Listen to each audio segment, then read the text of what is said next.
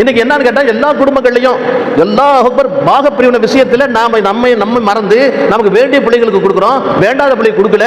இப்ப கொடுத்த பிள்ளைகள் நல்லா இருப்பாங்களா? நிச்சயமா நல்லாவே இருக்க மாட்டாங்க. ஏன்னா நாம பெத்த பிள்ளை எப்படிதான் நம்ம பெத்த பிள்ளை தான். நாம இந்த விஷயத்துல நீதமா எடுக்கணும். ஒரு சஹாபி ஒரு 4 பிள்ளை, அவருக்கு ஒரு பிள்ளைக்கு மட்டும் ஒட்டகம் கொடுத்தாரு, அன்பளிப்பா. ஒரு பிள்ளைக்கு அன்பளிப்பா கொடுத்தாரு. அப்ப அந்த பிள்ளை அம்மாட்ட போய் சொல்லிச்சு, அம்மா அத்தா எனக்கு ஒரு ஒட்டகம் கொடுத்துருக்காரு.